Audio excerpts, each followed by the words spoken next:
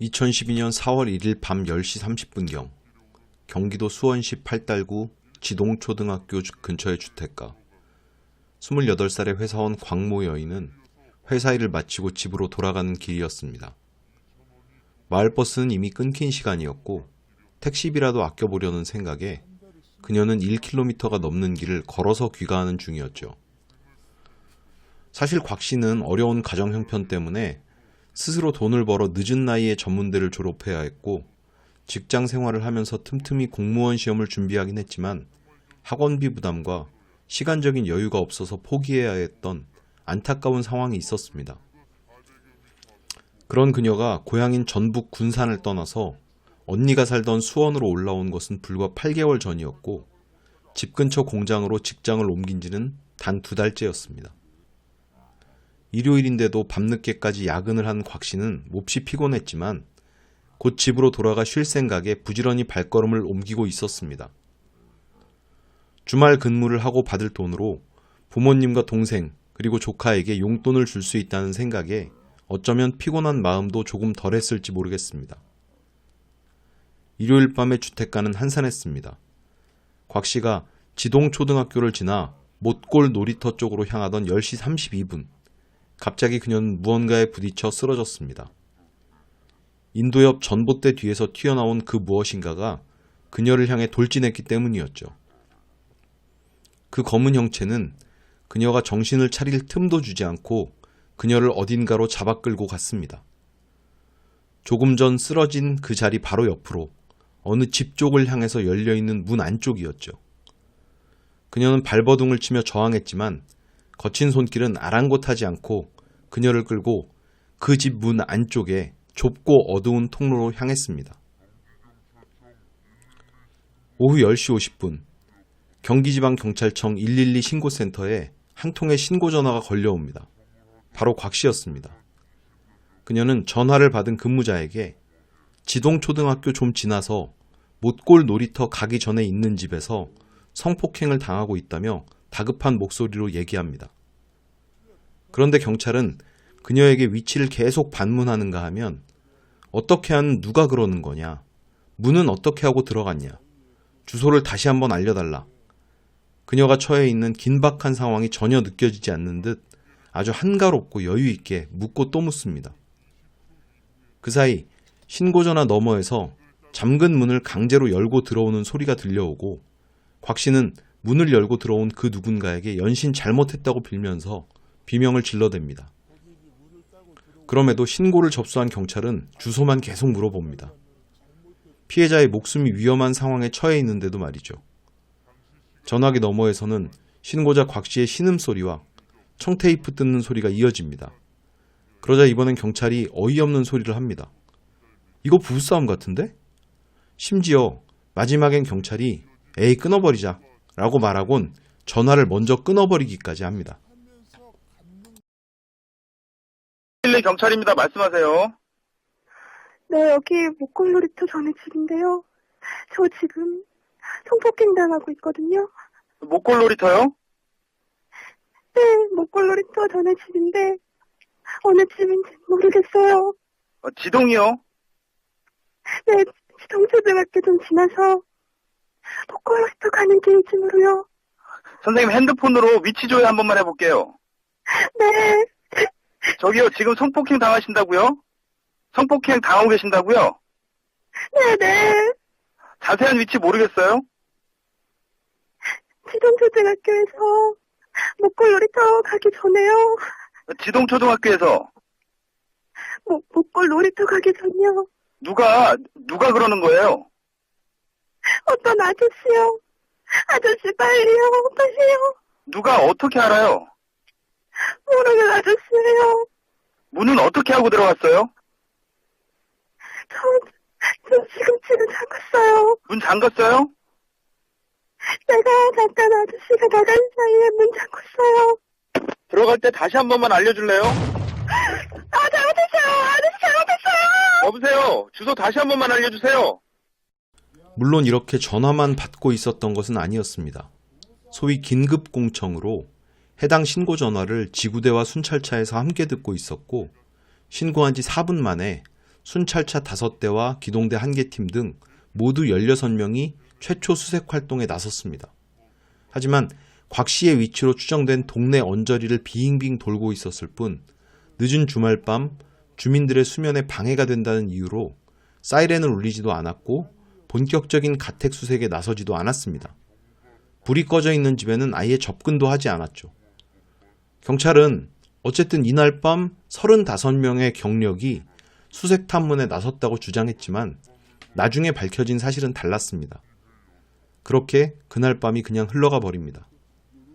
그리고 다음날 아침 사건을 담당하게 된 수사관과 경찰관은 지동초등학교 부근을 돌며 어제의 사건에 대한 본격적인 탐문 수사를 시작했습니다. 그러던 중 어느 한 집에서 어젯밤에 옆집에서 부부싸움을 했는지 엄청 시끄러웠다라는 얘기를 듣게 되죠. 경찰은 그 얘기를 듣고 일단 확인을 해봐야겠다 싶었을 것입니다. 그래서 바로 옆집으로 향했고 문을 두드렸고 잠시 후 한 남자가 나왔는데요.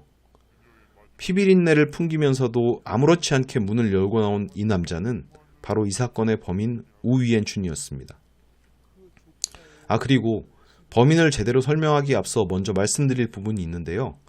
저희 채널에서는 조선족 오원춘이라는 표현 말고 중국인 우위엔춘이라고 하겠습니다.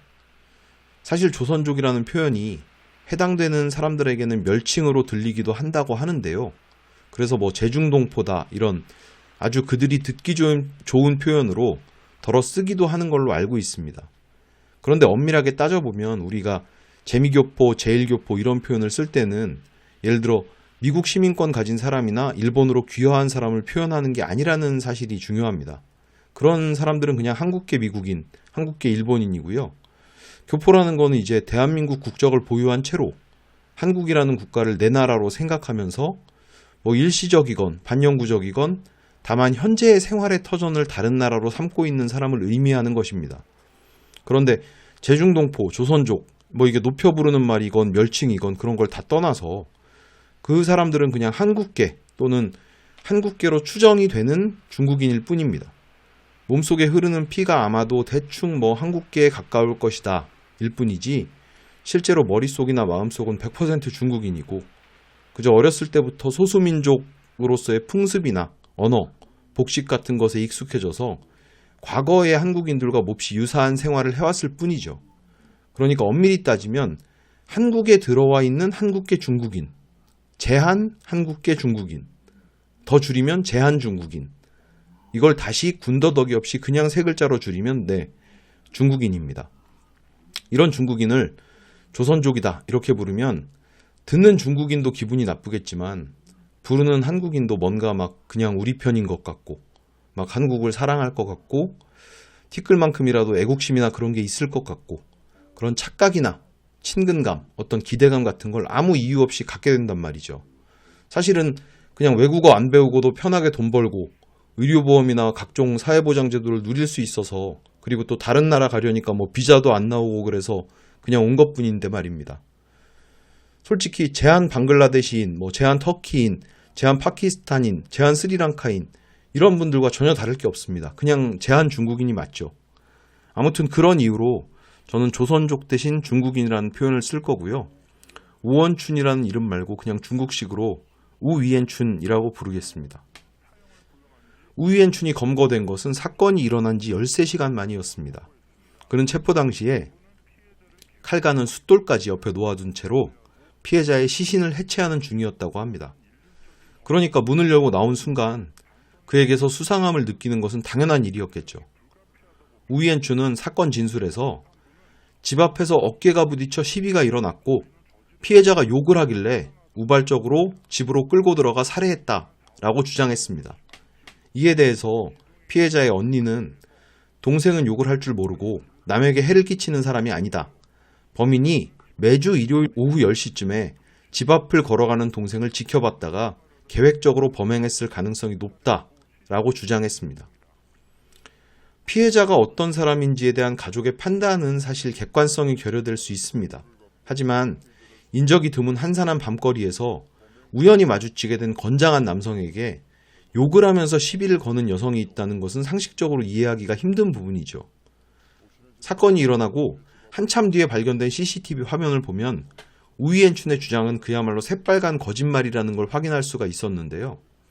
앞서 피해자의 시점에서 설명한 것처럼 인도 옆 전봇대에 숨어있던 우이엔춘은 지나가는 피해자를 노려 일부러 부딪혀 쓰러뜨린 뒤에 자신의 집 안으로 거의 질질 끌고 가는 장면을 희미하게나마 확인할 수 있었습니다. 이처럼 우이엔춘은 계획적으로 피해자를 노렸고 그녀를 집 안으로 끌고 들어간 뒤에는 아마도 먼저 성폭행을 시도한 것으로 볼 수 있습니다.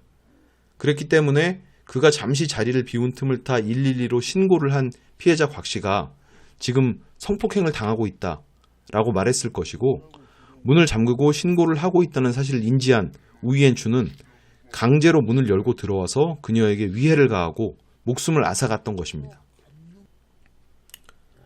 이 사건에 대한 관심이 가장 뜨거웠던 부분은 바로 우이엔춘이 곽 씨를 살해한 뒤에 그녀의 시신을 무려 약 300개 정도의 조각으로 해체해서 17개의 비닐봉지에 나누어서 담아놓았다고 하는 사실이었습니다.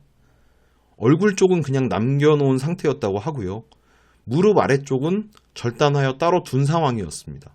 그러니까 얼굴과 무릎 아래쪽을 제외한 나머지 부분, 전신의 거의 대부분을 칼로 잘게 나누어 놓았던 셈인데요. 현장을 확인한 이들의 말에 따르면 내장을 제외한 살점은 사실상 발골 수준으로 해체된 상태였다는 것입니다. 그래서 나온 얘기가 바로 인육 제공설인데요. 이게 통상적인 토막살인 수준의 사체 훼손이 아니었기 때문에 과연 이걸 무슨 목적을 가지고 이런 짓을 했느냐, 더구나 왜 그걸 따로따로 비닐봉지에 담아 놓았느냐, 혹시 자신이 이걸 먹거나 아니면 누군가에게 주거나 또는 팔거나 이런 목적이 아니었을까? 이런 의문에서 비롯된 어떻게 보면 지극히 상식적인 상상이기도 했습니다. 과연 이것을 정말 인육으로 사용하기 위해서 그랬는지는 사실 우이엔춘 본인만이 알 수 있는 부분이겠죠. 당연히 본인은 부정했고요. 법원에서는 이것을 최종적으로는 인육을 가공하기 위한 목적보다는 단순히 범죄를 확실히 은폐하기 위해서, 달리 말하자면 시신을 사람의 시신이 아닌 것처럼 유기하기 위해서 했다라고 결론을 내렸습니다. 그런 결론을 내리게 된 데에는 이 살점을 해체해서 비닐봉지에 담아놓은 형태가 그냥 대충 나눠서 비닐봉지에 싸놓았다. 그러니까 인육으로 누군가에게 주거나 팔거나 하려고 한 것은 아닌 것 같다. 이런 부분이 좀 컸다고 들었는데요. 부적절한 얘기겠지만 그러니까 상품화를 한 것은 아니다.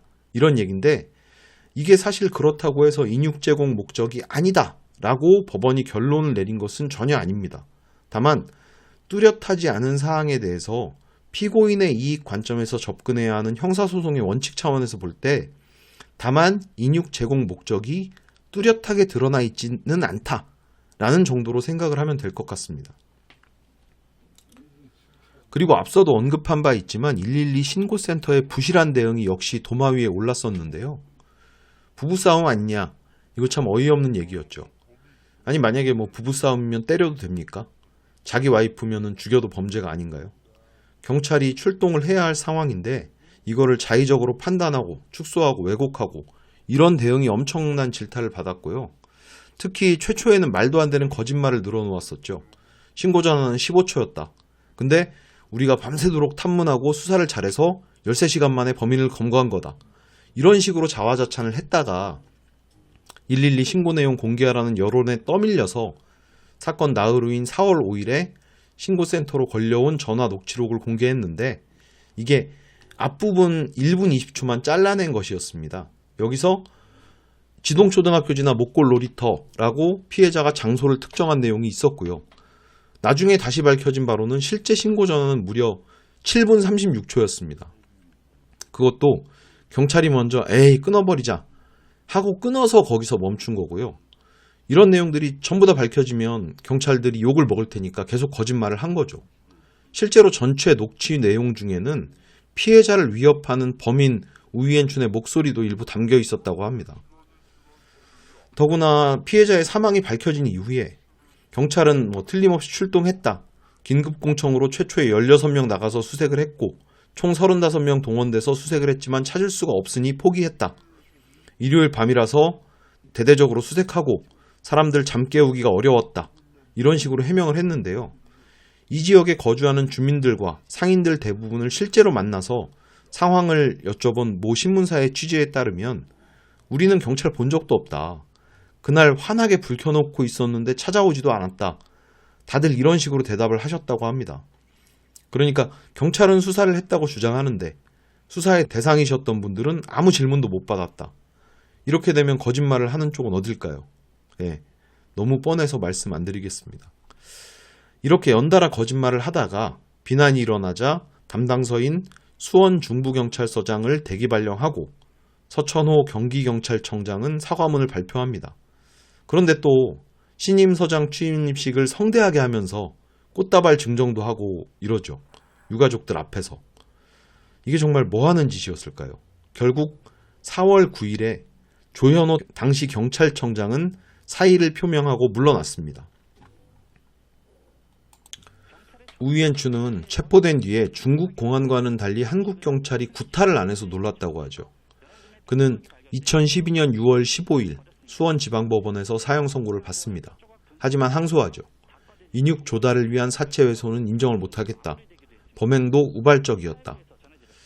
10월 18일 항소심에서 서울고등법원은 1심을 파기하고 무기징역을 선고합니다. 인육 제공설은 입증할 수 없고 범죄의 계획성이 있긴 하지만 그렇다고 계획범죄라고 할 만한 수준은 아니다. 사실상 우이엔춘의 주장을 모두 받아들여서 피해자와 유족 그리고 국민 대다수의 분통을 터뜨리게 한 판결이었습니다. 이래서 검찰도 양형이 부당하다 이렇게 대법원 상고를 합니다만 대법원은 2013년 1월 16일 상고를 기각하고 우이엔춘에 대한 처벌은 무기징역으로 확정이 됩니다. 그가 외국인이기 때문에 혹시라도 천안 외국인 교도소에 수감되는 거 아니냐, 호텔처럼 편하게 지내는 거 아니냐 하는 우려가 있었는데 경북 북부 제2교도소, 소위 말하는 청송교도소에 수감되어 지금도 복역 중이라고 합니다. 한편 112 신고센터의 부실 대응 등 경찰과 국가의 안일함에 분노한 피해자 유족분들께서는 국가를 상대로 3억 6천만 원의 손해배상 청구 소송을 제기하셨고요. 법원은 경찰에게 직무상 의무를 위반한 위법 행위가 있음을 인정해서 약 1억 원을 배상하라는 판결을 내렸습니다. 그러나 이 사건과 관련해서 어처구니 없는 발언을 하고 엉망진창으로 대응한 경찰들의 사과는 전혀 받지 못하셨다고 합니다. 물론 이 사건 이후에 112 신고센터의 대응 방식이 많이 좋아진 것으로 알고 있습니다. 최근 들어서는 기지를 발휘하고 피해자의 안전을 지켜내는 훌륭한 근무자분들의 사례도 많이 보도되고 있죠. 그런데 예전의 잘못에 대해서 먼저 분명히 인정하고 그런 다음에 개선을 했으면 더 좋지 않았을까 하는 아쉬움이 남습니다. 그랬다면 이 사건에 대해서 더 비난하는 대신에 안타깝긴 하지만 앞으로의 경찰에 대해서 격려와 응원을 보내주는 국민들도 적지는 않았을 거라서요. 사건 실화 오늘의 사건 파일 우이엔춘 토막살인 사건은 여기까지입니다. 감사합니다.